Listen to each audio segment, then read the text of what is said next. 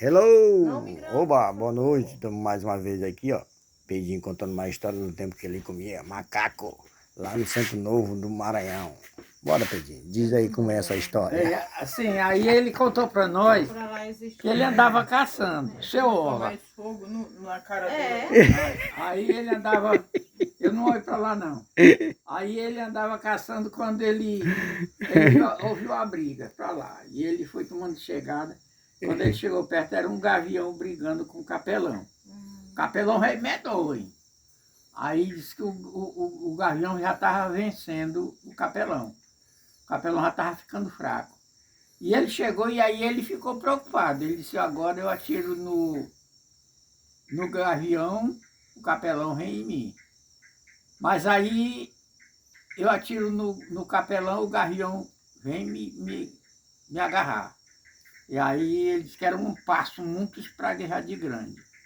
Ele disse, e agora? Mas ele ficou com pena do capelão. Que o gavião ia matar mesmo, ia comer o capelão.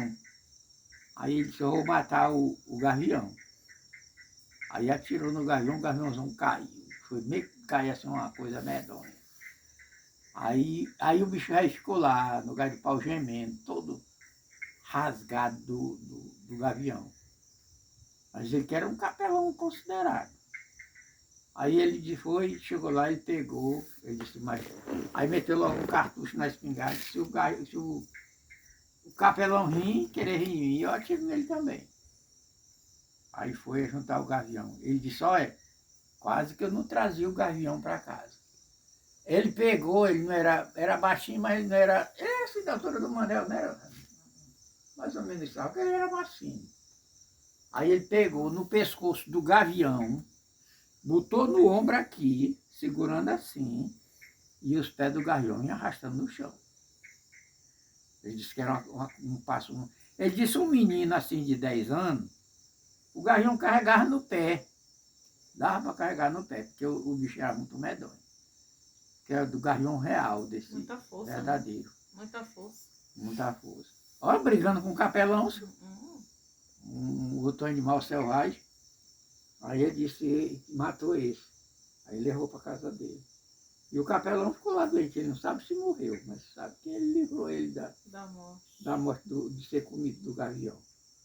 Ele disse, mas eu atirei no gavião com medo do capelão, mas eu fiquei imaginando logo, o capelão era mais fácil dele brigar com ele do que o gavião, porque o gavião voa, né? Ele ficou com medo do gavião vir passar o pé nele. Mas ele disse que era uma coisa muito medonha.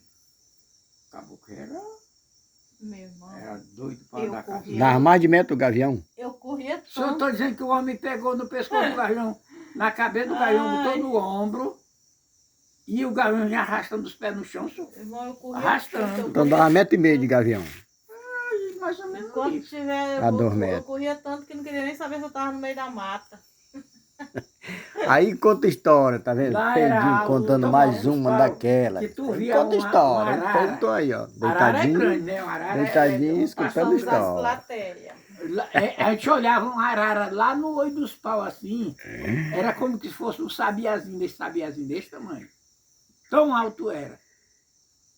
Era coisa muito medonha. Uma arara num pé de pau lá tão alto, é mais ou menos quantos metros? Uns 50 metros? O quê? O pé de pau? Dava assim, 50 metros ou mais. daí pra frente.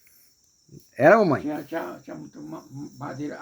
Lá por debaixo você andava, os paus não eram embutidos não. Mas lá onde vocês moravam casa suspensa do chão, né? Era no chão, senhora. No chão mesmo. Era feita a clareira. Quer dizer, a gente fazia a roça e tirava aqueles paus mais finos. Os mais finos que a gente podia cortar 2, 3 pessoas num pau para derrubar. Cortando de machado. Eu cortava daqui, o outro dali, o outro dali. Ou então um daqui e outro dali. 3 pessoas cortando um pau só. Cortando um pau só, para derrubar. E não enxergava os outros do outro lado. Não, enxergava, mas era um pau que fosse assim, dessa grossura assim, ó. Cortando de machado. E era o mais fino. Na grossura dessa mesa redonda aí. Cortando de machado. Era cortando de machado. Da grossura dessa mesa redonda. 3 O- pessoas cortando o- de machado. O Manel, meu irmão, nós estávamos derrubando um pau, eu não estava não, era só o filho dele, mas outro caboclo derrubando, tinha três derrubando um pau. Aí eu olhei, eu mandei, eu estava uma distância como a daqui, lá naquele portão acolá, aquele portãozinho ali de dentro. Nessa distância, ele disse, Manel, sai daí, Manel, que o pau te pega. Rapaz, esse pau não vem aqui. Vai. Olha, Edivaldo, teu pai tá bem ali, rapaz, não derruba esse pau. Mas ele dentro da broca, sabe? Aí ele disse, não pega não, cansei não. Rapaz, esse pau alcançado. Quando eles derrubaram o pau abafou o rei lá. Lá onde Porra. tava. Só que ela foi a ramada mais fina. Mais de 50 metros. Nossa, eu fiquei olhando a loucura. Eu digo, ó, tu andou pertinho de matar teu pai, acabou. Os grossão ficavam lá, ninguém derrubava não, era só o mais fino. Derrubou o fogo, cortou uma sapucaia. Mas ela, era uma coisa muito extraordinária, de grossa. Da grossura dessa coluna aí, a sapucaia. A sapucaia, rapaz, foi a primeira roça que eu fiz lá. Ou mais grossa. Era como a daqui, de onde nós estamos aqui, nessa coluna assim, redonda assim, a grossura dela. Mas ela era ocada por dentro e ninguém sabia, né? Dá mais ou Aí menos nós deixamos um arvoredão muito bruto para cima. uns 5 metros de diâmetro por aí. Aí o fogo entrou por dentro. E Quando subiu. nós temos fogo na roça, e ela caiu no meio da roça. Pergunta para Raimunda quanto tempo nós levamos para limpar só esse pé de sapucaia. Quanto tempo foi, mamãe? Para cortar ele. Ei, Picotar e coivarar. quanto tempo foi, Raimunda? Um ano.